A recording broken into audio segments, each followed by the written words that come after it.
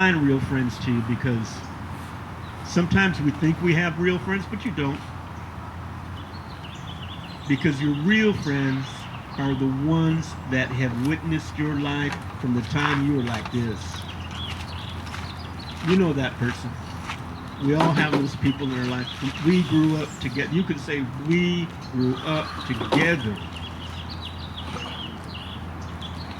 We had great fun growing up. We had adventures growing up. We got in trouble growing up. We went to school together. Last year on Father's Day, I have this thing I do. I always call my friend Lyman because he and I went through school together from kindergarten to high school to graduation. Lyman Hyder. We played sports together, everything. My best friend. And not only that, there were more handful of guys that we shared that same life with that we knew for many years together. You know, all of us, a group that went to school together all the way for years and years. These were my true friends. The people that knew me, knew my strengths, knew my weaknesses, knew all my past, knew the good things I did, knew the bad things I did. That's what a friendship is. The people you're very close to, outside of your home, away from your family, that truly were there with you, shoulder to shoulder, that would even sacrifice for you, stand in front of you if there was even an enemy present. Those kind of people, everyone has them in their life. So I called up Lyman. I said to myself, I'm going to be the one that calls first on Father's Day and beat him to it. But the phone rang and nothing. And I thought, well, his family probably grabbed him up, took him places somewhere. I'll catch up with him. And then later on, I thought I'd call again. Nothing. So I left a message. Hey, Lyman, hope you had a good Father's Day. Want to let you know I was thinking about you, praying for you. Hope everything's all right. Love you, brother.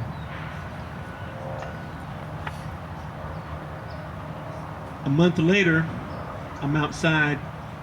My wife says, hey, will you barbecue some hot dogs and hamburgers? I said, okay. So I'm outside. And my phone rings, and there's Lyman. So I pick it up. Hey, what's happening? And it was a woman. She says, Roy, I'm so sorry. I've been meaning to call you. And I got the message, but we got too busy. She goes, Lyman's dead. And I said, what? She said, he died May 23rd. And she said it happened so quick. He was alone in the house, and when she came home, he had passed away. He had been passed away. It was just him and his wife, I couldn't believe it. There was a vacuum in my life when she told me that. I could not feel anything beneath my waist. I just grew cold. I couldn't believe it. To have someone like that so close, it was the true definition of true friendship. Gone. I couldn't express myself. And then I realized I'm still on the phone. And she says, Roy, I'm sorry. We're going to have something, and I'm going to let you know. It happened so quick. We tried to get in touch with as many family members because all his family lived out of state, Oregon and Washington. And his wishes was to have a very close family group type of funeral, So I told her, I understand, Brenda, I understand. I love you, and you're in my prayers. Don't worry. Me and Francis will be praying for you. And she started to cry a little bit, and we said goodbye. I cannot remove a voicemail from him on my phone.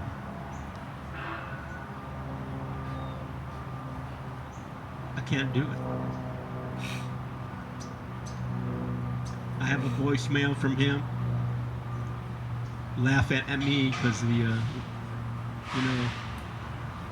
he knows I'm a 49er fan. And anytime the Broncos, and he's a Bronco fan, gave the 49ers a hard time, he'd text me the scores. We knew each other since our childhood. We experienced the same things. He was in foster care, I was in foster care. Just about everybody in that school was either being adopted or, didn't have parents. It was me, him, Eric Hoyt, Michael Brown, William DeVille, the list goes on, of the guys that I grew very close to.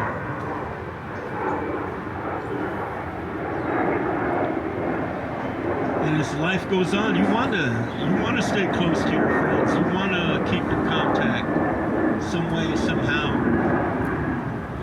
You don't want to lose those bonds, because if you lose that, you lose a part of yourself. And I don't want that to happen. I don't want one day to get up and all these friends of mine would be strangers. So we would have reunions, just spontaneous reunions. Hey, Eric's coming from Arizona. He's going to be in town, so we're all going to get together.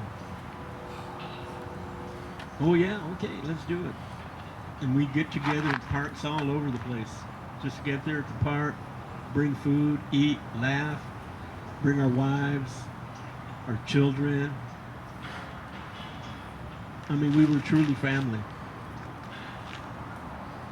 I can tell you from that experience that I was not afraid to be happy.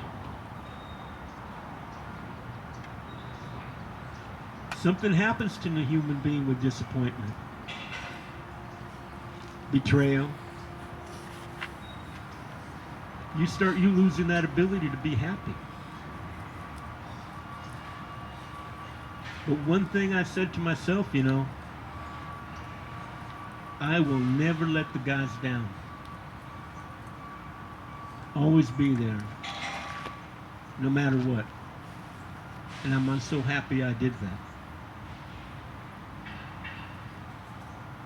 Because here we are right together. I consider you family. And there may be people say, no, actually I feel like I'm a stranger. And I can understand that. Because it is possible to become a stranger to yourself. Not recognizing yourself anymore. And that's why relationships are so necessary.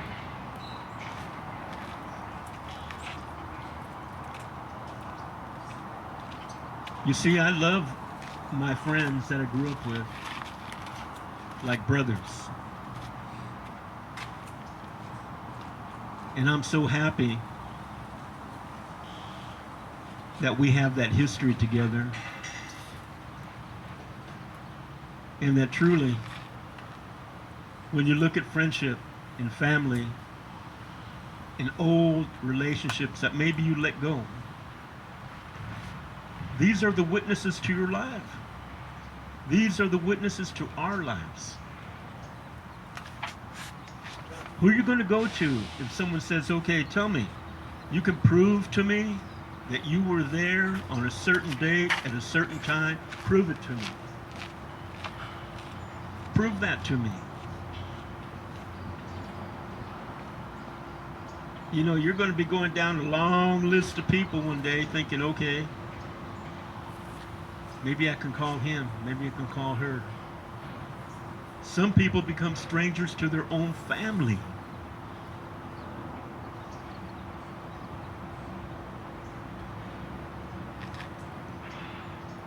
It happened to me.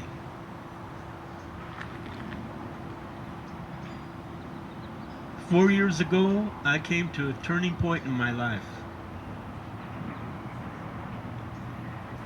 I told my wife, I made a big mistake.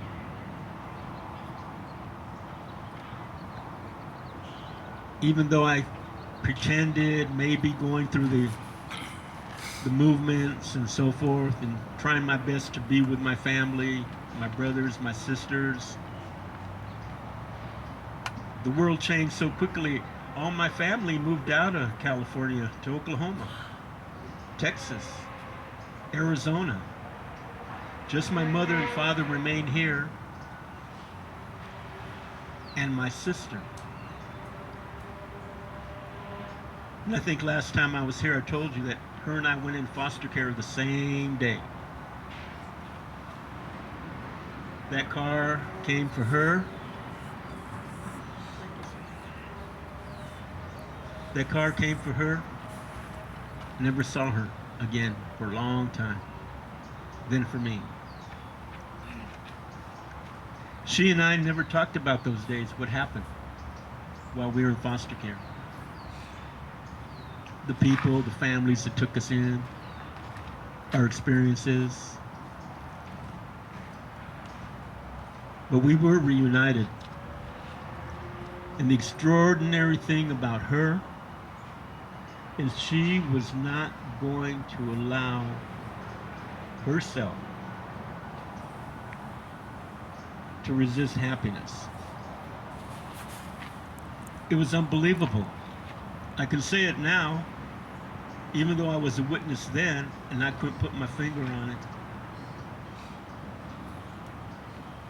She married, well, no, let me go back. She graduated high school. I was in the military.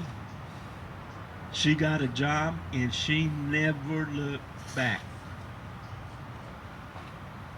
She kept reaching out, knowing that she could bring joy into people's lives and be happy in spite of our history. She got married, two children. Then she found she couldn't have any more, but that didn't stop her from being happy. She raised two wonderful young men. She lost her husband during the marriage. He became very sick. But she kept going. And she would call on me to do things. And something would always come up. You know what I'm saying? Something would always come up, right? Oh, well, you know, someone's expecting me over here. You know, Frances has plans. My wife, you know, she has plans. I'll see if I can go there. I'll see. But you know what it was? I was afraid to have that conversation with her, what happened to her. That's what it was. Plain and simple. I was afraid to address those things that we both experienced, because that's what we needed to talk about. But she just kept going and being joyful and happy and raising her family. Do you know, between her two sons, she had 14 grandchildren.